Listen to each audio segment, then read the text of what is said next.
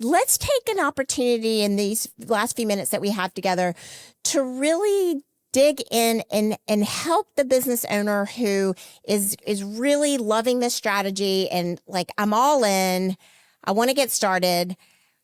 What is the ROI and what can they expect and what are the diversified revenue streams that can be created or the visibility opportunities that can be created from taking their podcast content library, engaging and working with a strategist in a publishing company like Podcast Alchemy Press? What can they expect to see from that or aspire to build from that? Sure. So several areas of ROI are going to be, first of all, it's an additional income stream just to have the book. That's going to be one right there.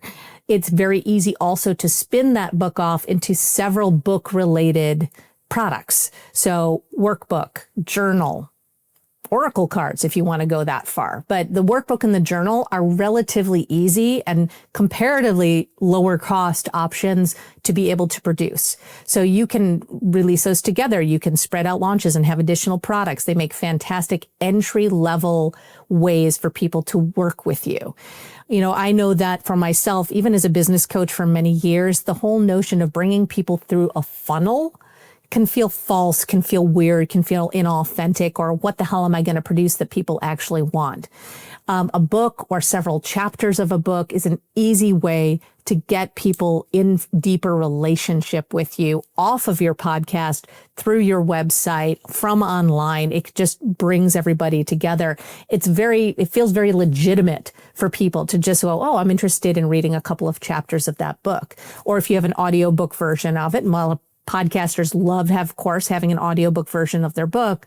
The audio can also be used in that way as well. So bringing people to you, getting them on your email list, being able to nurture and develop a deeper relationship with them, that is the primary ROI that every book author, every podcaster should be making their number one priority, even more so than the book sales, because the relationship will turn into business. That's the bottom line of it. Now, in terms of the book content itself, much like the podcast, you're going to be able to parse that in a number of different ways back into your marketing reel. You're going to be able to create additional articles and blog posts. You're going to be able to create your, social media campaigns, but you're also going to be able to take that body of work and ideate additional topics, ideate additional strategy that's then going to feed back into your podcast topics and be able to sustain your podcast in an even more tight, strategic, effective way. And I know that's something that you and I have talked a lot about because we're such big believers in making sure that this content is good. It's really good. It's really interesting. It's really engaging. We're seeing our authors fall back in love with their own work again, having it reflected back to them. So other income streams that can open up for this, professional speaking is certainly one of them. Almost all professional speaking, when you work with speaking organizations, they look for you having a book.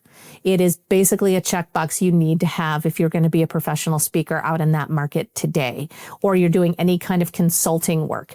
And remember, when you're doing consulting or you're doing speaking, you can sell that book in bulk. It's one of the best ways for speakers to make money. Instead of having a high speaking fee, you have a moderate speaking fee, and then you include a package of the books for everybody in the audience. Very, very common to do, makes complete sense. Also, in the case of, for example, responder resilience, but if you are a coach, a teacher, a trainer, creating content, it's because you're organizing your work in a way that is a little bit more, many times in a way is more of a narrative, or, you pull out, you're working with this content, we're working with this content, you can see the courses that can result from this work, and then use the combination of the podcast content and the book content to create entry-level courses. Now, Responder Resilience, they're able to apply for grants, for scholarships to educate mental health professionals on working with first responders.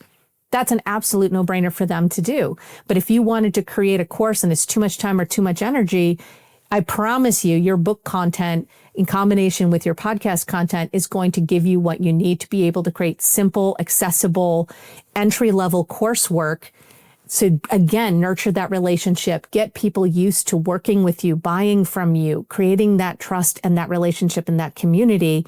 And then you can continue to do deeper work with them over time.